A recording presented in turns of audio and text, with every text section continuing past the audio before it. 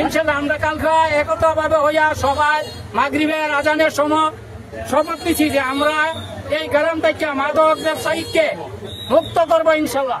কুমিল্লার মুরাদনগরে মাদক কারবার ও অপরাধমূলক কর্মকাণ্ডের অভিযোগ তুলে একটি বাড়ি ঘেরাও করে একই পরিবারের 3 জনকে পিটিয়ে হত্যা করা হয়েছে।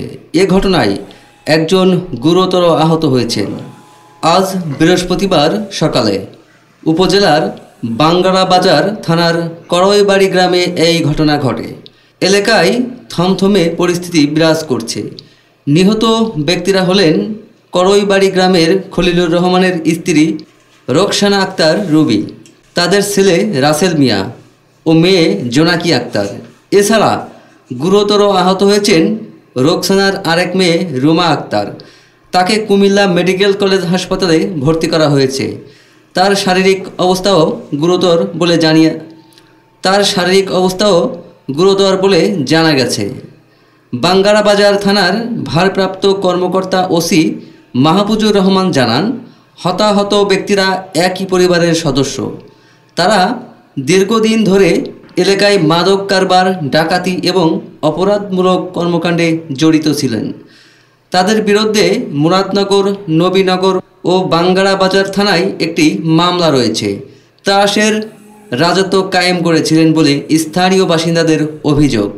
স্থানীয় বাসিন্দারা জানান, রুবি আক্তার ও তার পরিবারের সদস্যরা দীর্ঘদিন ধরে মাদক কেনাবেচা, চাঁদাবাজি, সন্ত্রাসী হামলা ও ডাকাতি সহ বিভিন্ন অপরাধে জড়িত ছিলেন।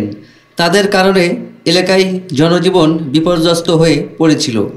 বহুবার প্রশাসনের দৃষ্টি আকর্ষণ করলেও পরিস্থিতির কোনো উন্নতি হয়নি।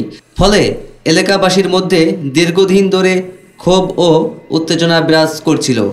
বৃহস্পতিবার সকালে গ্রামের মানুষ একত্রিত হয়ে তাদের বাড়ি ঘেরাও করে। পরে সংঘবদ্ধভাবে তাদের উপর হামলা চালায় এবং লাঠিসোঁটা ও অন্যান্য দেশীয় অস্ত্র দিয়ে বেধড়ক মারধর করে। এতে ঘটনাস্থলেই 3 জন মারা যান এবং একজন গুরুতর আহত হন।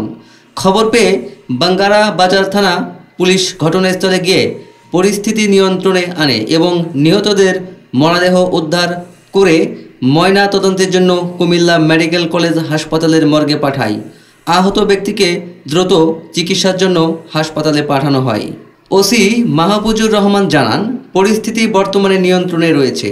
এলাকায় পুলিশ মোতায়েন করা হয়েছে। ঘটনার সঙ্গে কারা জড়িত তা খতিয়ে দেখা হচ্ছে।